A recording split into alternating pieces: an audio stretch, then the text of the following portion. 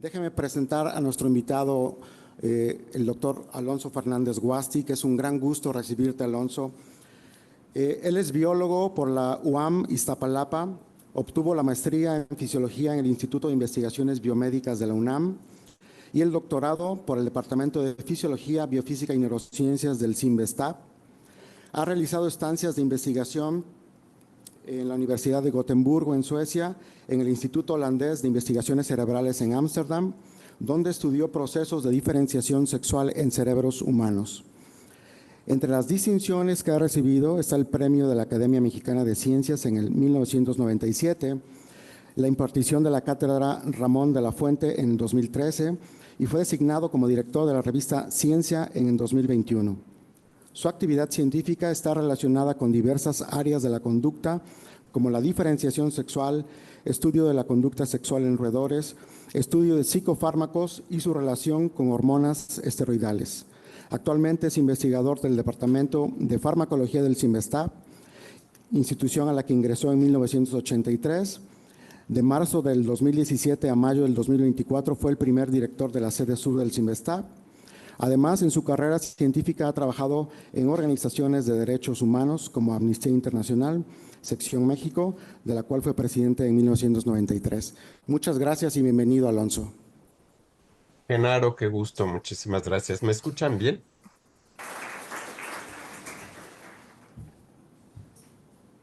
¿Se escucha bien? Y adelante. Perfecto.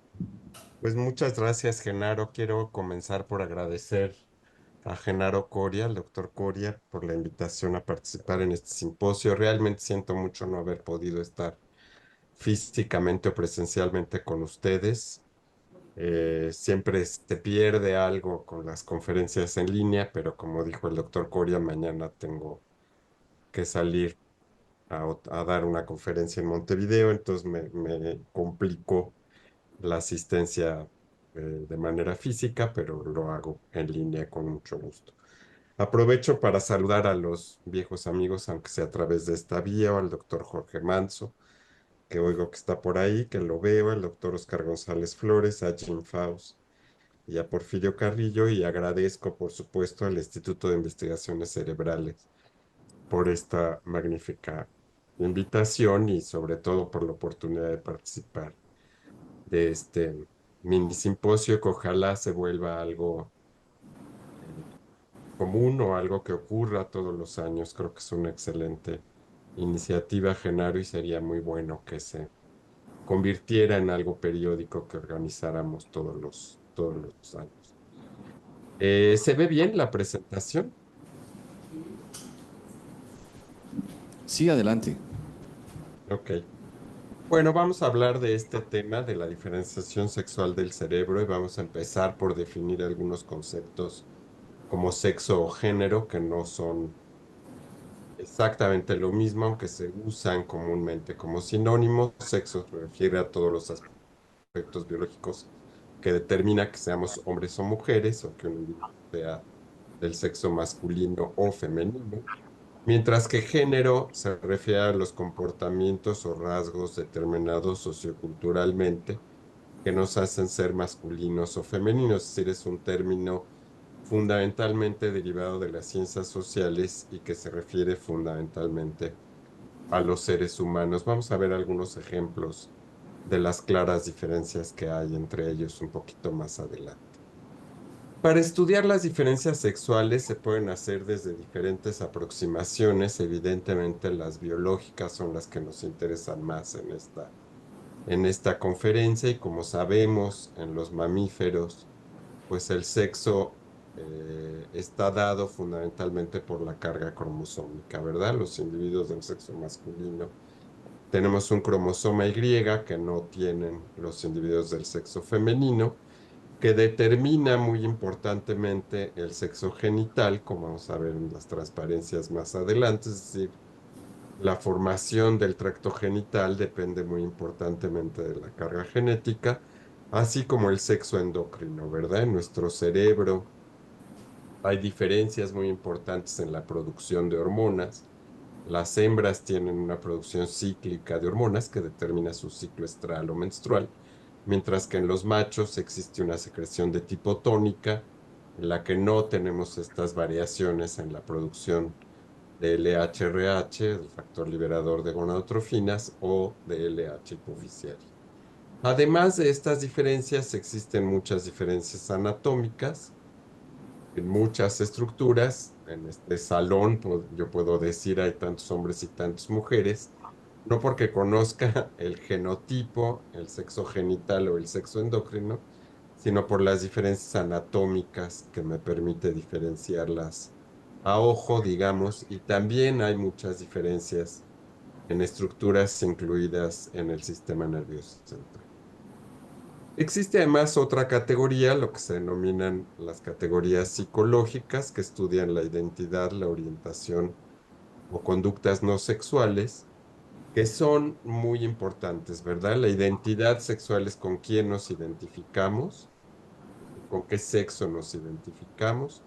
La orientación sexual es con quién queremos tener relaciones sexuales. Y otra serie de conductas no sexuales, como la habilidad verbal, que es mayor en mujeres que en hombres, o la habilidad para establecer cómo se mueven, por ejemplo, los elementos en el espacio, que en general es mejor en hombres que en mujeres, ¿verdad? Pero no son definiciones absolutas, sino que son simplemente estadísticas que han encontrado estas diferencias entre los sexos. Por último, los sexos sociales o la manera para estudiar el sexo desde una perspectiva social que incluyen el sexo de asignación, es decir, con qué sexo nace un niño y qué sexo se le asigna al nacer, que en general está dado por el sexo genital, o bien el sexo de desempeño, que afortunadamente cada vez existe menos en nuestras sociedades, pero que sigue velando importantemente la actividad que hacemos, ¿verdad? Si pensamos en arreglos florales, pues nos inclinamos más por pensar en una actividad femenina, y si pensamos en conducir grandes camiones, pensamos en una actividad fundamentalmente masculina, y eso es un sexo de desempeño que, como digo, cada vez se borra más en esta sociedad. Como decía, el sexo genético pues está dado fundamentalmente por la presencia de este cromosoma Y. Es un cromosoma relativamente simple.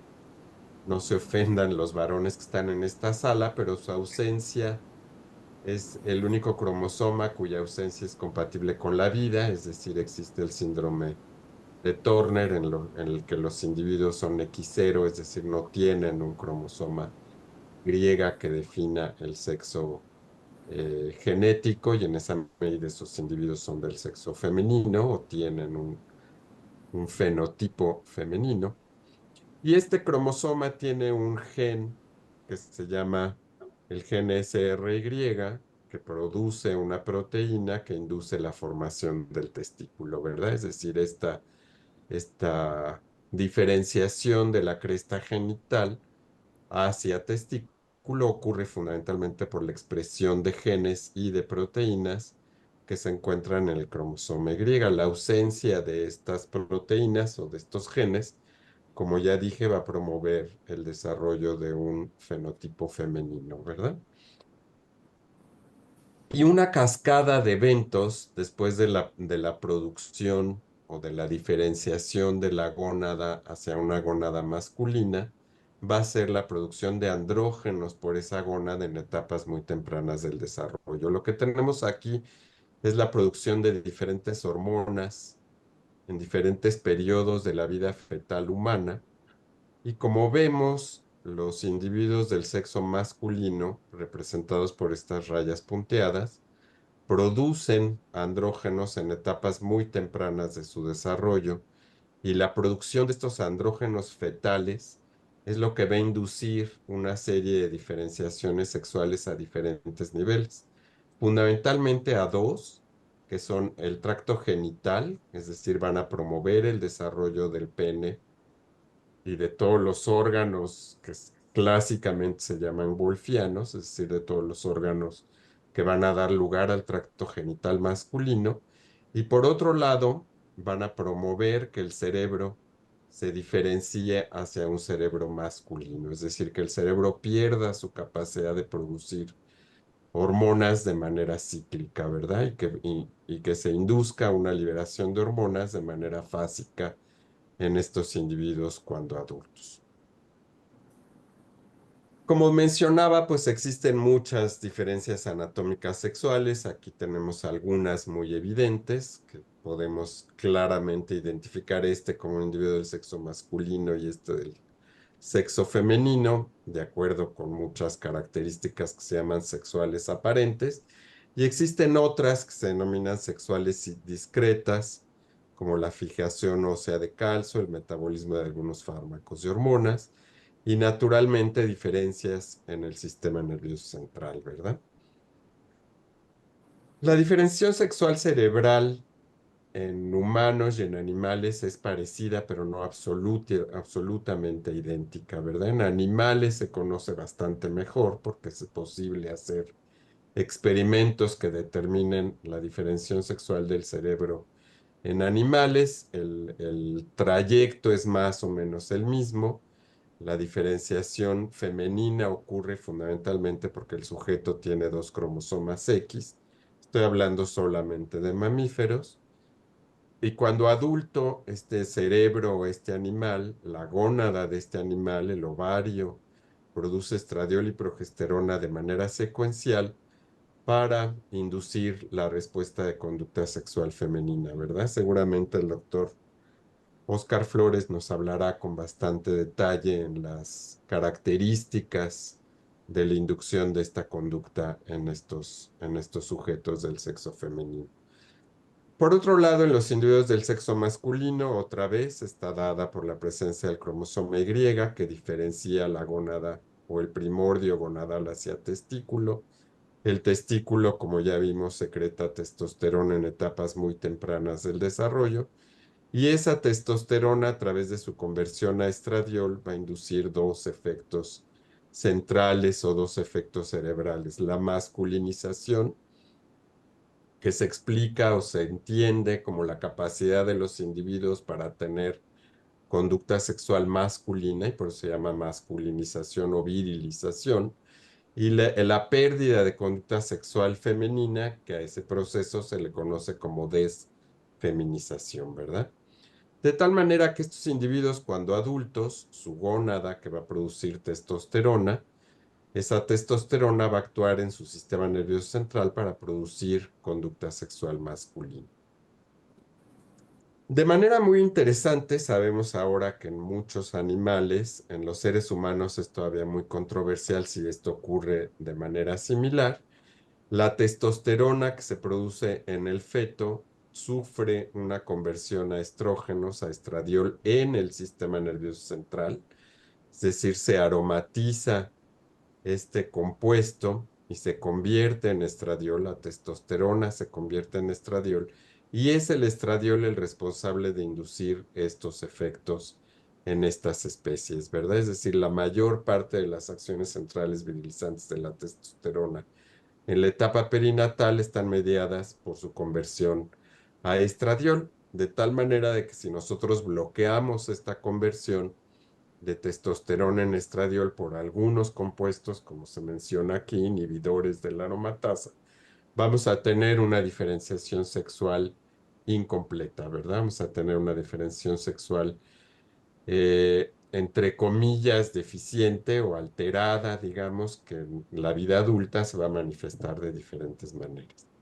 La diferenciación gonadal no requiere de esta conversión, sino al contrario, requiere de que este compuesto C5-alfa reduzca, es decir, se mantenga la actividad androgénica de estos compuestos para diferenciar el pene y el tracto genital de los animales, ¿verdad?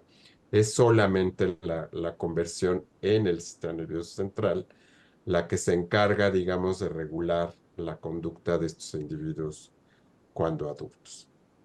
Los mecanismos de acción de las hormonas esteroides para producir estas diferencias sexuales se conocen ahora bastante bien, se conocen las áreas cerebrales en las que ocurren, tanto para el proceso de masculinización, que como les decía es la expresión de las conductas sexuales masculinas, como la inhibición de las conductas sexuales femeninas en individuos del sexo masculino, así como el proceso de feminización que ocurre en las hembras. También se sabe en qué regiones cerebrales ocurren y a través de qué mecanismos, ¿verdad? Margaret McCarthy ha explorado esto con mucho detalle y ha propuesto, digamos, todos estos mecanismos que usan las hormonas esteroides para producir esta diferenciación sexual cerebral. Quiero dejar muy claro que los cerebros de hombres y mujeres son 99% idénticos, es decir, que no se usen, como ya decía el doctor Coria, esta serie de pláticas para promover discriminaciones en uno o en otro sentido, pensando que un cerebro es, entre comillas, superior a otro. No es así, es decir, son absolutamente similares en todas las funciones cognitivas.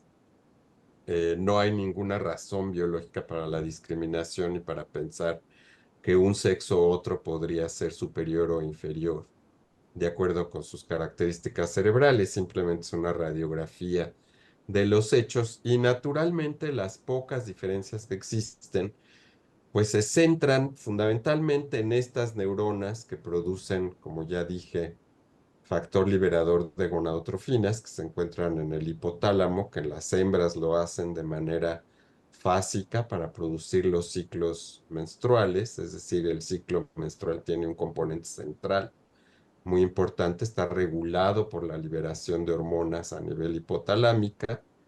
Este es un esquema, digamos, donde aquí está el hipotálamo, esta es la hipófisis, su comunicación a través de este sistema vascular que se conoce como el sistema porta hipofisiario.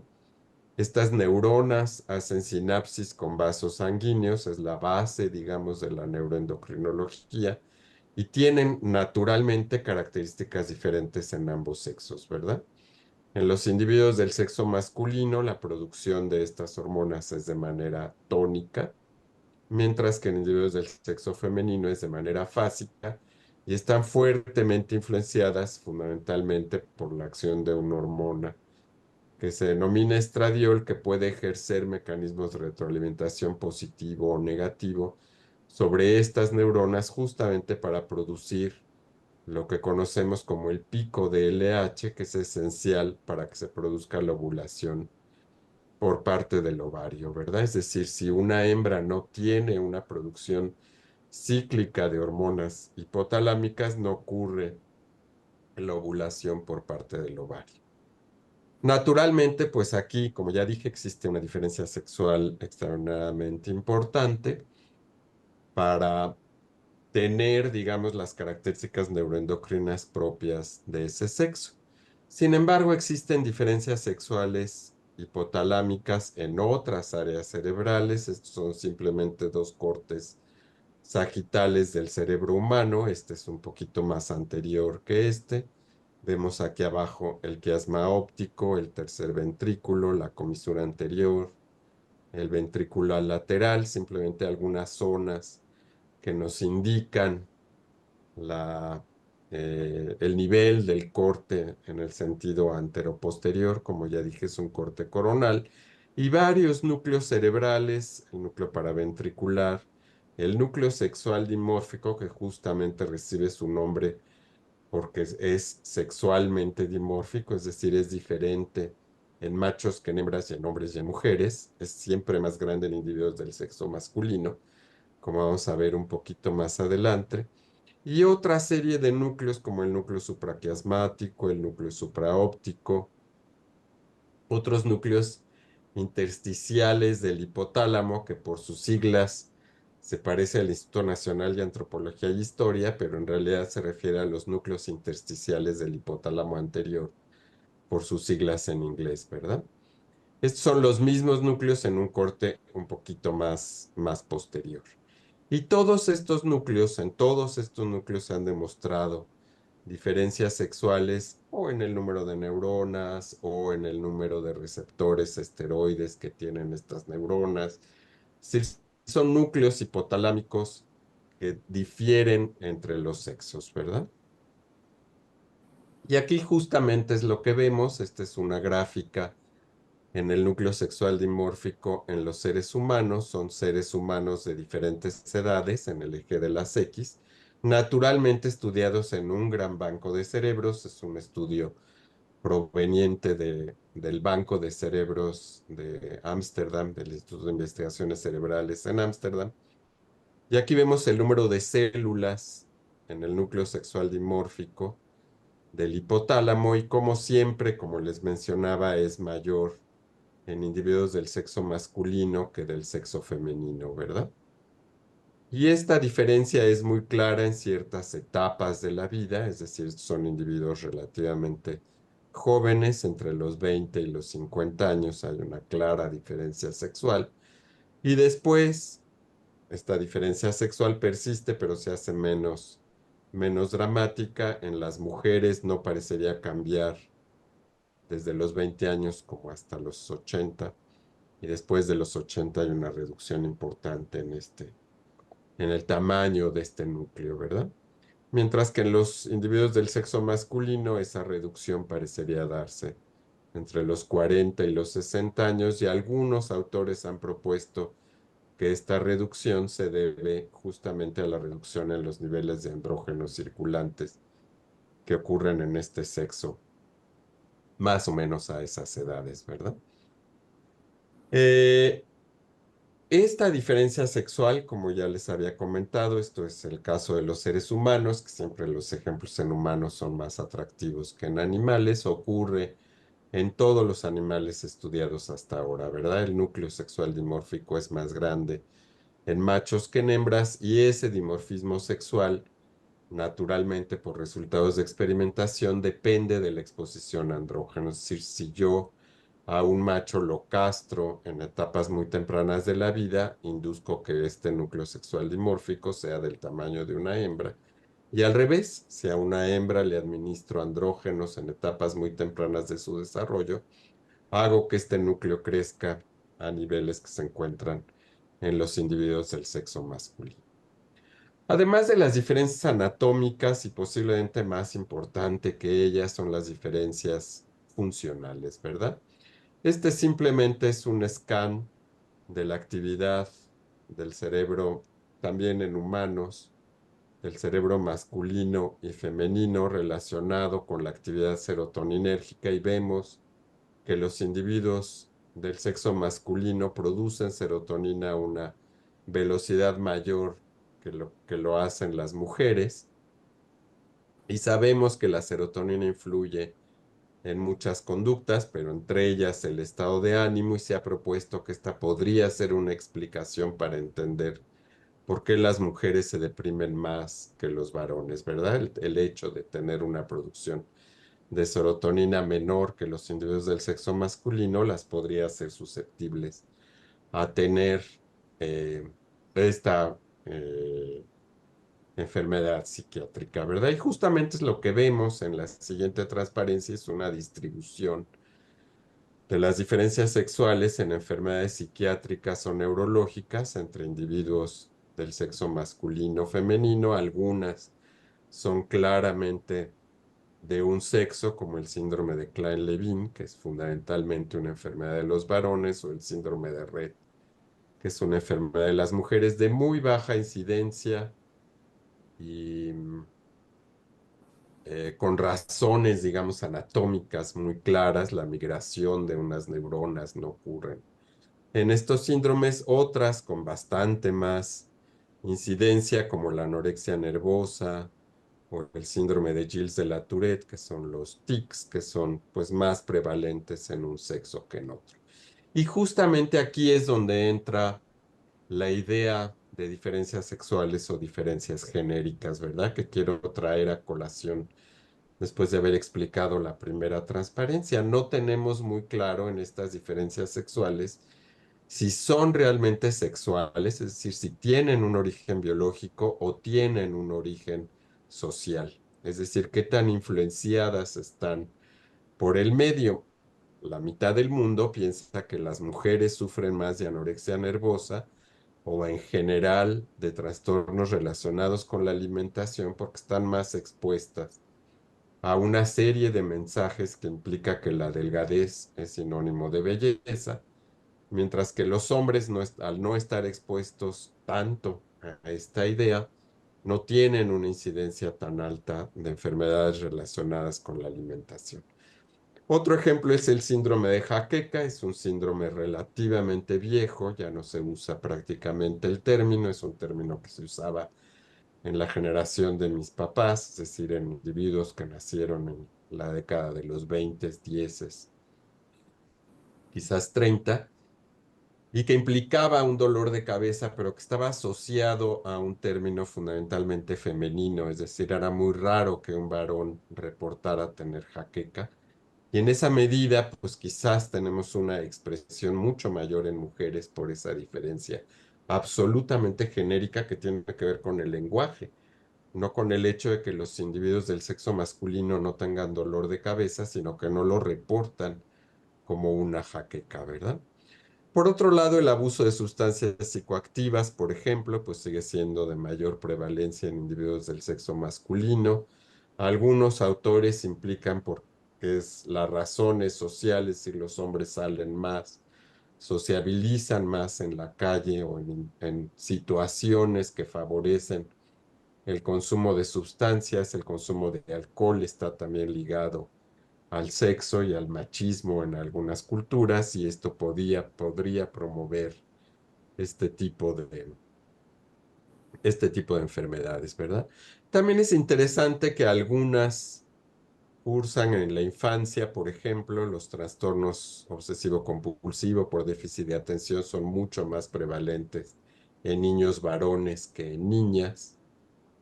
Y si regresamos a la depresión, por ejemplo, o a la ansiedad, que son alteraciones desafortunadamente de muy alta incidencia en la población general, son en general mayores en mujeres que en hombres en la adultez. También hay componentes sociales o se han implicado componentes sociales en esta mayor incidencia en mujeres que en hombres y otra parte creemos que tiene fuertes componentes biológicos, ¿verdad? La producción de hormonas de manera fásica podría influir en la ansiedad y en la depresión. De hecho, estas dos enfermedades son parte de lo que se conoce como el síndrome premenstrual.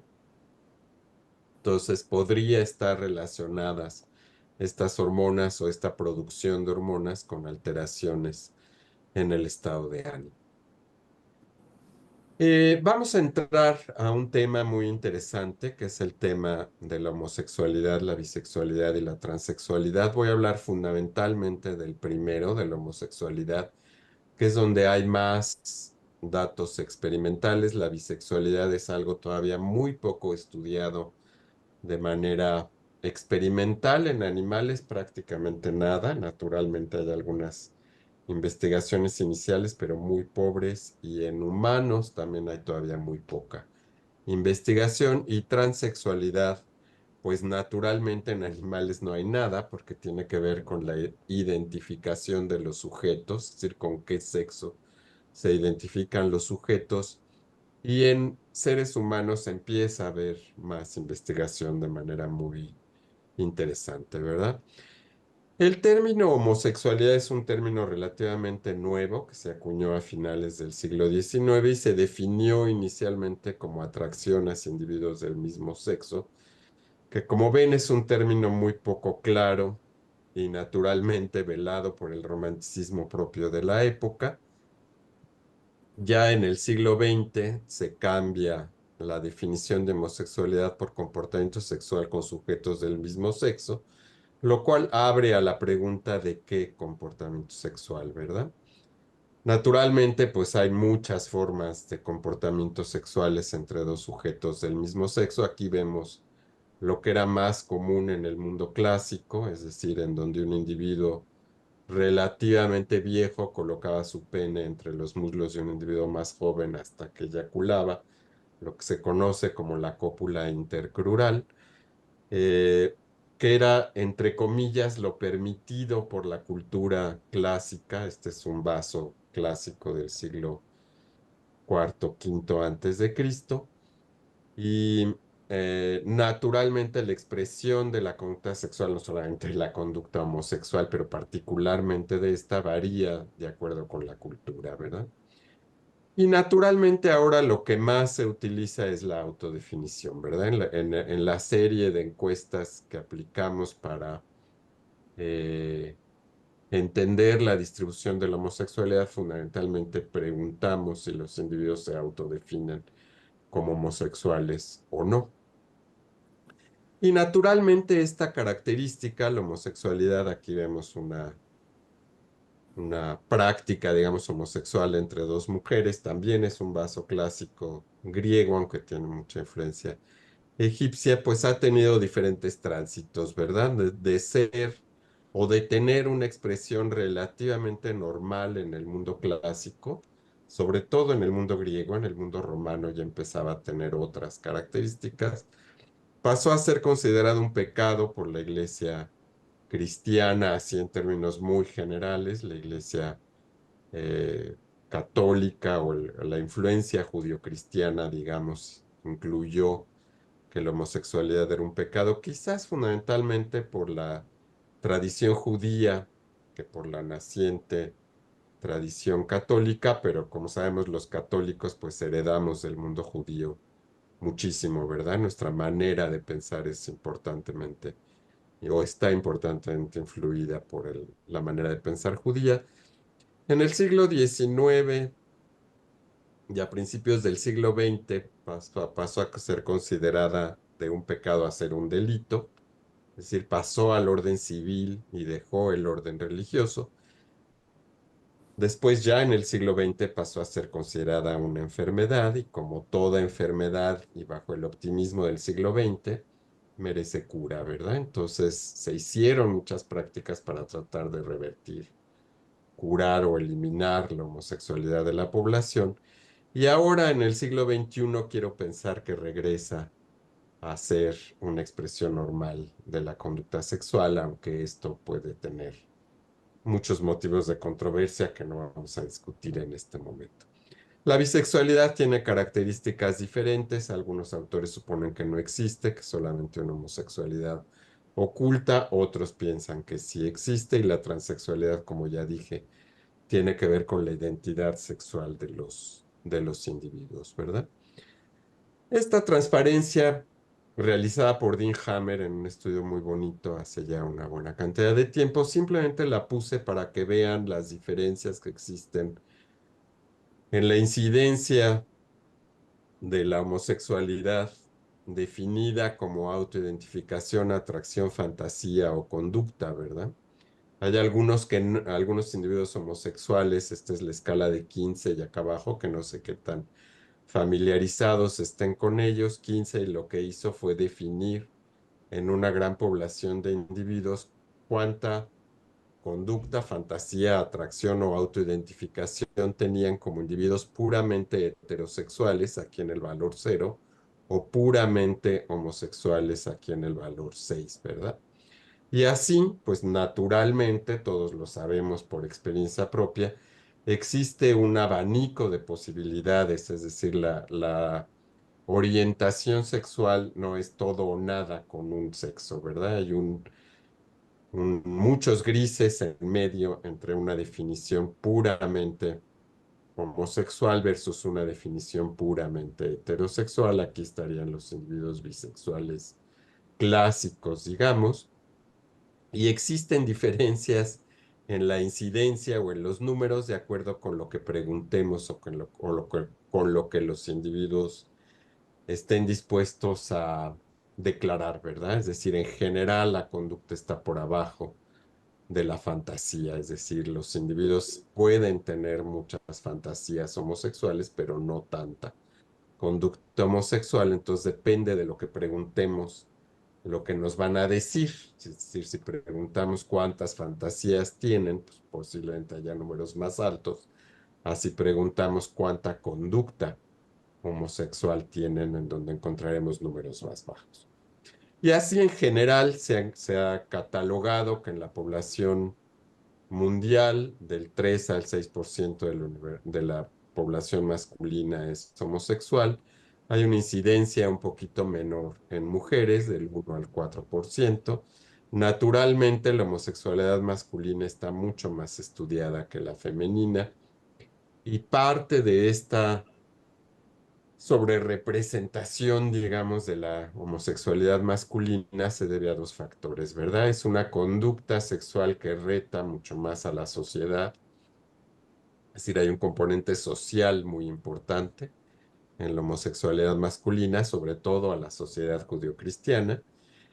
Y el SIDA, naturalmente, pues nos obligó a hacer muchos más estudios pre y post-mortem en relación a esta orientación sexual, ya que, como saben todos, en algún momento cuando nació la enfermedad y sobre todo cuando creció, pues se estableció que afectaba fundamentalmente a individuos homosexuales, entonces había que entender qué prácticas ocurría en esta población que favorecían la transmisión de la enfermedad.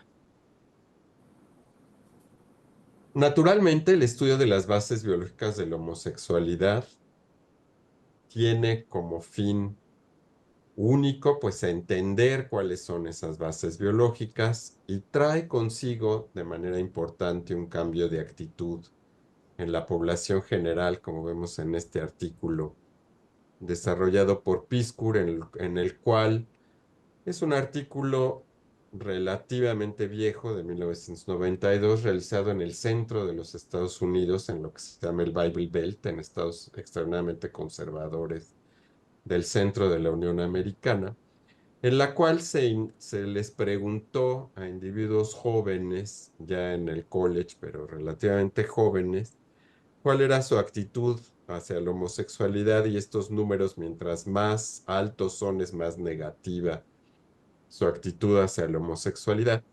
Y los individuos que sí recibieron información en una sola plática sobre el hecho de que la homosexualidad podría tener bases biológicas, tuvieron menos actitudes negativas que su contraparte no informada o con información neutra, digamos. Entonces, simplemente es un hallazgo que demuestra que explicar las bases biológicas de la homosexualidad sí trae un cambio de actitud importante. No pretende la investigación biológica establecer un marcador biológico, lo cual es muy importante. Prevenir, curar o cambiar el comportamiento homosexual de ninguna manera, pero como ya dije, puede ser útil para cambiar la actitud negativa, puede ayudar a los padres, a otros familiares a entender que la homosexualidad no es una elección de vida o el resultado de una educación deficiente, que en el fondo es lo que implica el psicoanálisis, y concientizar a la población de que el comportamiento homosexual puede ser influenciado durante el desarrollo intrauterino y es simplemente una característica más del individuo. Naturalmente, la imposibilidad de cambiar la orientación sexual es el mayor argumento contra la idea de que la homosexualidad es una elección de vida. Se han utilizado, desafortunadamente, muchos métodos para tratar de cambiar la orientación homosexual, y ninguna de estas intervenciones ha demostrado ser útil para ese fin, ¿verdad? De manera muy interesante, y vuelvo aquí a citar este espléndido artículo de Dean Hammer, se ha visto que los individuos homosexuales desde muy temprana edad saben que son homosexuales. Esta gráfica parece muy compleja, pero no lo es. Todos estos son individuos homosexuales varones, cuyas edades de la muestra variaron entre los 19 años y los 45, que es lo que tenemos aquí en este número. Y lo que hizo Dean Hammer es, en esta selección muy grande de individuos, preguntarles a qué edad tuvieron su primera atracción hacia sujetos del mismo sexo, que son estos triangulitos, a qué edad se autorreconocieron como homosexuales, a qué edad salieron del closet, digamos, o tuvieron su reconocimiento frente al mundo, y este es simplemente el pico de hormonas que ocurren en la pubertad, ¿verdad? En esa población.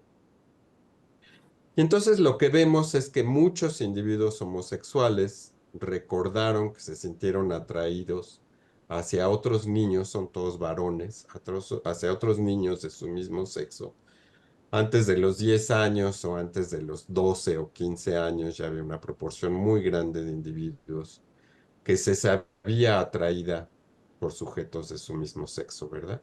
Naturalmente la autoidentificación fue un poco más tarde y la salida del closet o la identificación frente al mundo fue mucho más tarde en la vida, es decir, es un proceso que toma mucho tiempo, pero lo que quiero remarcar más que estas diferencias naturalmente sociales e influenciadas muy importantemente por el mundo y por la sociedad, es el hecho de que una gran cantidad de individuos saben que son homosexuales en etapas muy tempranas de su desarrollo, lo cual invitó a pensar que existían factores genéticos o factores que determinan la interacción entre hormonas y el cerebro, es decir, que ocurren durante etapas muy tempranas del desarrollo del individuo que determinan la orientación sexual.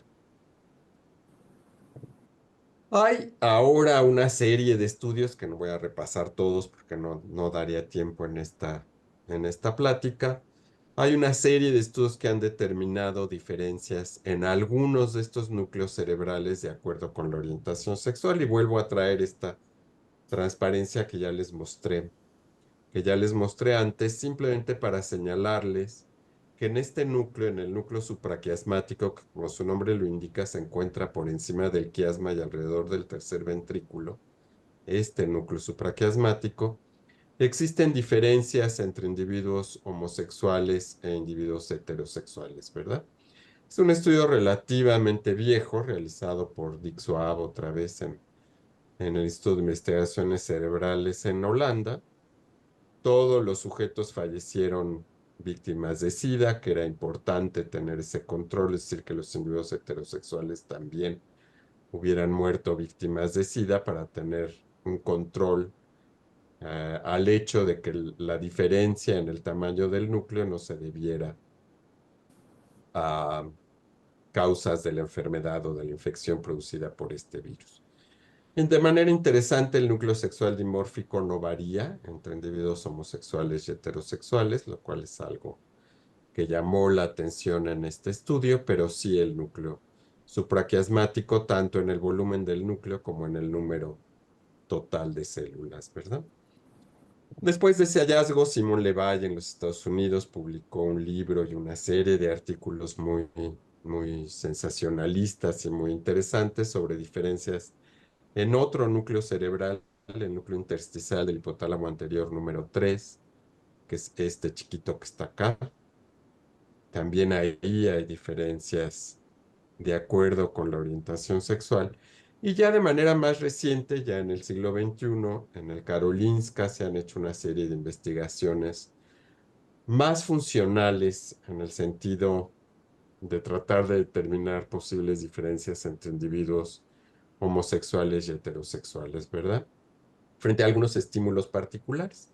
Aquí tenemos la respuesta en un análisis cerebral frente a una feromona masculina entre mujeres heterosexuales, hombres homosexuales y hombres heterosexuales, y vemos que de manera muy interesante la exposición a una feromona masculina induce la activación cerebral en áreas muy parecidas entre mujeres heterosexuales y hombres homosexuales, ¿verdad? Es un dato muy interesante. La contraparte, digamos, es un follow-up de este estudio con mujeres lesbianas, mujeres heterosexuales y hombres heterosexuales cuando se exponen a una feromona femenina, pues no es tan clara como en el caso de los varones homosexuales o la similitud que hay entre varones homosexuales y mujeres heterosexuales, pero también es, digamos, diferente entre las tres orientaciones sexuales, ¿verdad? Mujeres heterosexuales, mujeres lesbianas y hombres heterosexuales. Aquí en México hemos hecho algunos estudios, estos son datos fundamentalmente de Claudia Mezcua en el grupo de Guadalajara, es decir, la quiero mostrar para que se vea que en México ya estamos trabajando, digamos, en aspectos similares. Aquí lo que hicimos fue analizar el electroencefalograma en sujetos homosexuales frente a un video de contenido heterosexual que naturalmente pues produjo una erección mayor en individuos heterosexuales que en individuos homosexuales. Y les analizamos el electroencefalograma en diferentes áreas cerebrales y encontramos algunas diferencias propias de la orientación sexual, ¿verdad? Algunas diferencias en algunas bandas cerebrales, no voy a entrar tampoco en muchos detalles, al menos que haya preguntas específicas en algunos individuos o en individuos homosexuales contra individuos homosexuales. Hay naturalmente muchas que se comparten, que serían toda esta serie de flechas que vemos aquí, que son similares entre las dos orientaciones sexuales y posiblemente se reflejen o tengan que ver con procesos de atención o con procesos de otro tipo. Y hay algunas que son propias de los individuos homosexuales, como estas que vemos acá y estas que vemos acá abajo, ¿verdad? Son estudios que se están llevando a cabo en la Universidad de Guadalajara, como ya dije, aquí en México, y que tienen como fin, pues, profundizar en el análisis del cerebro de los individuos homosexuales. Hay otra serie de evidencias en el mundo, digamos, no relacionadas ya con la exposición a conducta sexual que siempre tiene, es decir, el anterior es un video de pornográfico con contenido heterosexual. Hemos hecho ahora también con contenido homosexual con algunos resultados muy interesantes.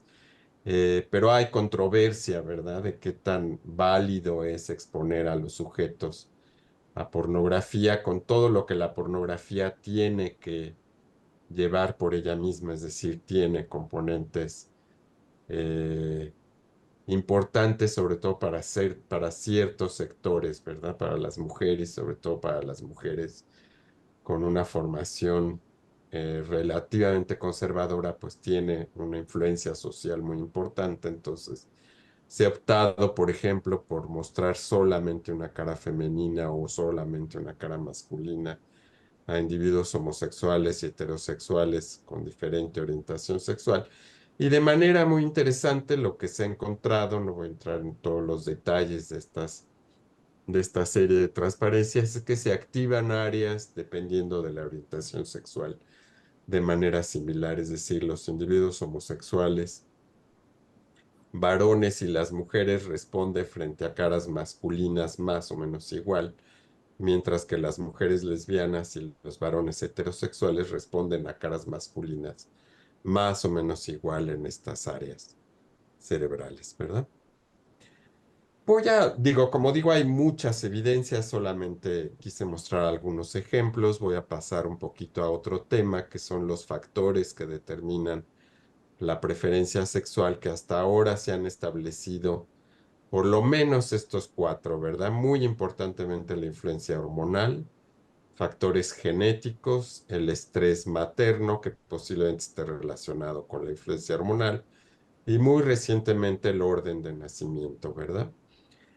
Y se ha propuesto, de hecho, por autores en la literatura, que debe haber diversos subgrupos de hombres y mujeres homosexuales, cada uno con su propio y específico origen biológico. Es decir, es creíble ahora que haya diferentes causas biológicas que determinen la orientación sexual de los sujetos cuando adultos. Las diferencias entre estos subgrupos no quedan claras en cuanto a la expresión, digamos, de la conducta sexual. Aquí tenemos algunos factores genéticos.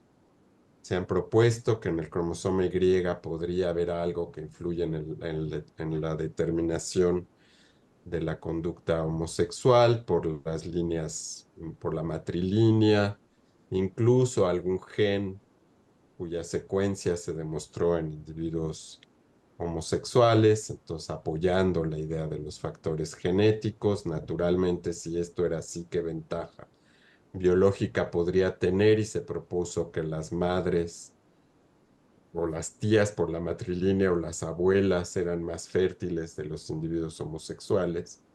Si los individuos homosexuales tenían madres, tías por la matrilínea o abuelas por la matrilínea más fértiles, entonces esto podría preservar esa característica en la población general.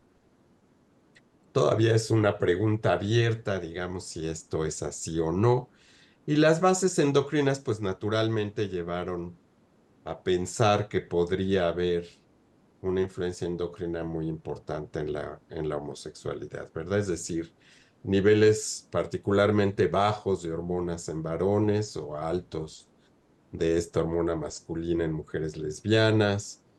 Se propusieron muchos cambios que podrían estar relacionadas, digamos, con esta diferencia endocrina que podría subyacer a la homosexualidad.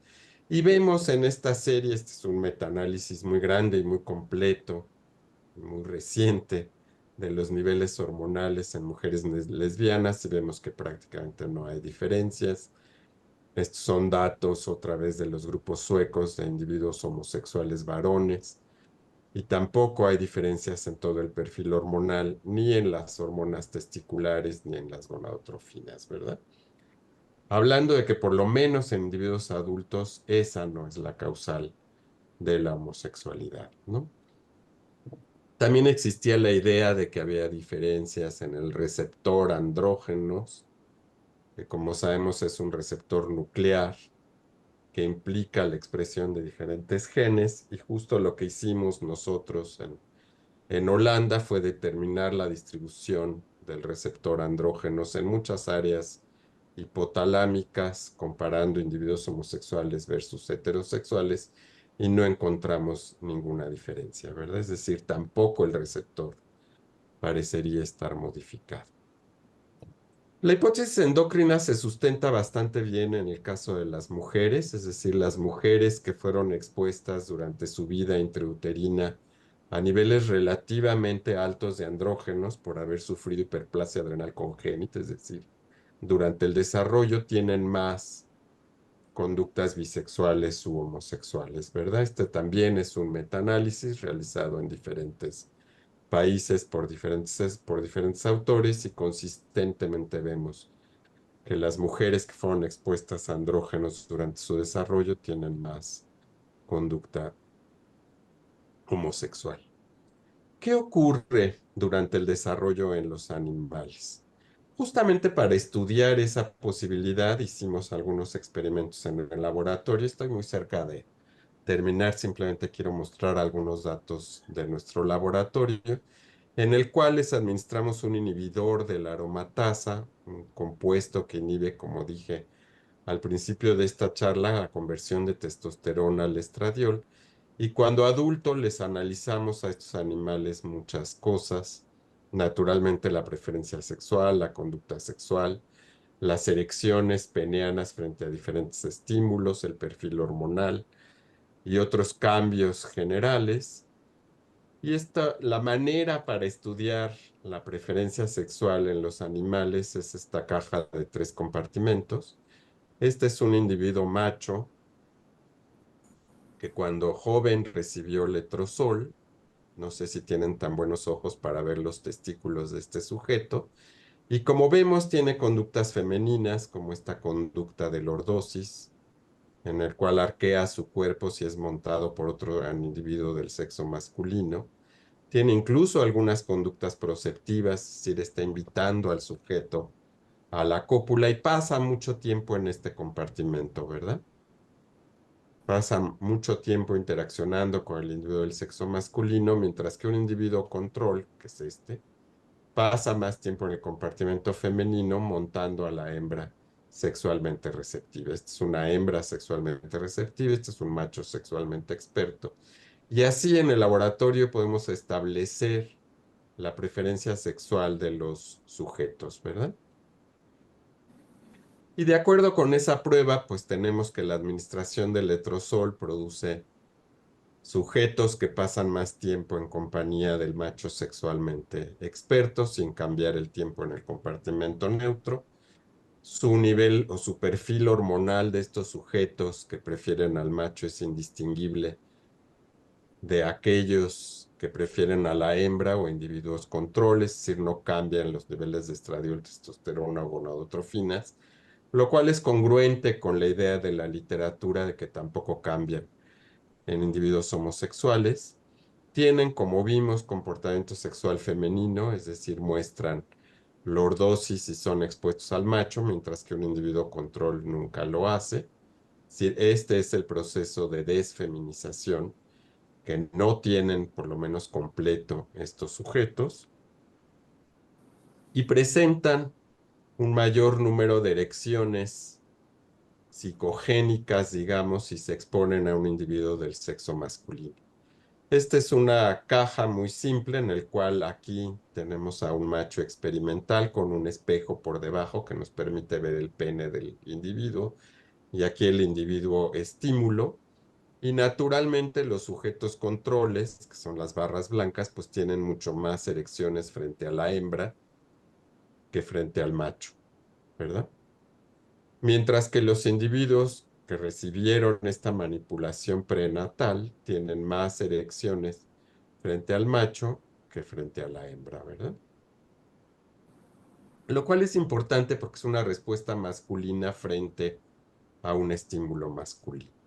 Entonces, estos sujetos pues tienen características, muchas de estas características tienen mayor ansiedad y depresión experimental, lo cual se los debo para otra plática.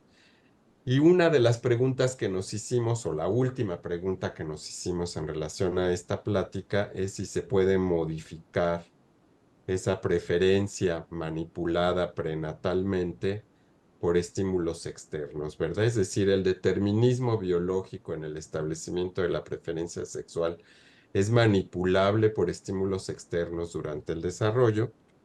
Y justamente quiero mostrar esta espléndida resumen realizada por Genaro, que seguramente él nos hablará al final de la tarde de estas influencias, en cómo diferentes influencias en diferentes periodos pueden modificar la motivación y la respuesta conductual en los individuos cuando adultos, ¿verdad? Entonces yo estaba trabajando o he estado trabajando, lo que les he mostrado, es en esta parte, pero ahora hicimos, además de modificaciones en esta parte, en esta otra, ¿verdad? En la etapa puberal o en la adultez, algunas exposiciones a conductas particulares para ver si el determinismo biológico inducido por cambios en la vida prenatal es posible de ser modificado en la vida puberal o adulta, ¿verdad?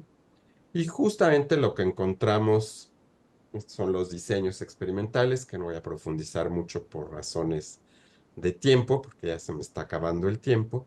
Lo que hicimos fue probar a individuos controles desde los 40 días, es decir, individuos relativamente jóvenes, hasta los 100 días, cada 15 días, que expusimos a hembras o a machos en esta prueba de preferencia sexual, el video que les acabo de mostrar, con una hembra con la que pudieran tener intromisiones, es decir, cuya vagina estaba abierta y ellos podían tener intromisiones penianas, o con una hembra a la cual no podían tener intromisiones penianas, es decir, no podían insertar el pene.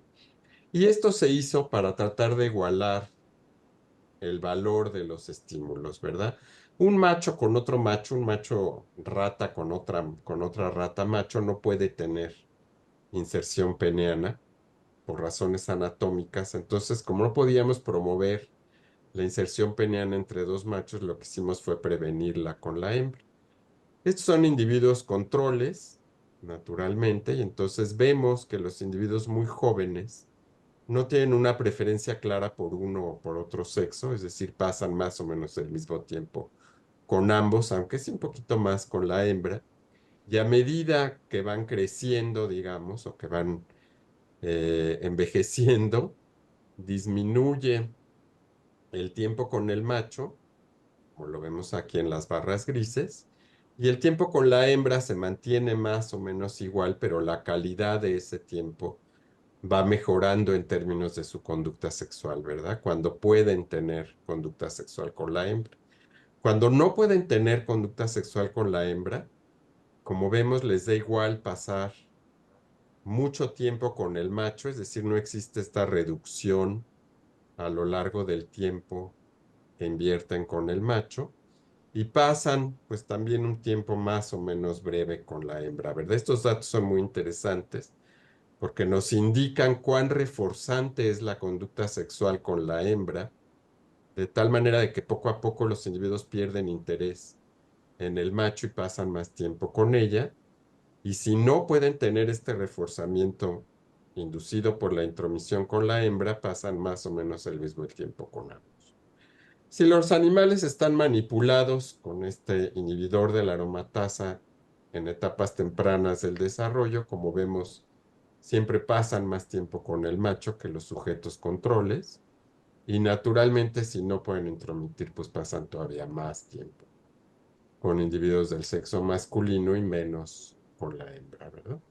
Es decir, sí, la respuesta es sí, sí es de alguna manera manipulable o los factores externos durante el desarrollo sí pueden moldear la preferencia sexual. Y como digo, seguramente Genaro nos hablará mucho más de este tema en su charla.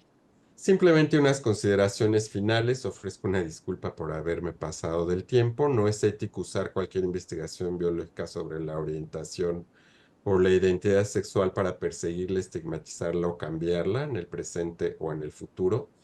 Más bien los científicos, los educadores, los creadores de políticas públicas y el público en general debemos trabajar juntos para asegurar que tal investigación sea usada en beneficio de todos los miembros de la sociedad, respetando la homosexualidad, la bisexualidad, la transexualidad, la heterosexualidad y otros atributos normales de la conducta humana. Naturalmente, pues muchos de los experimentos que les mostré son tesis de varios alumnos que han pasado por el laboratorio o colaboraciones con investigadores interesados en este tema. Muchas gracias.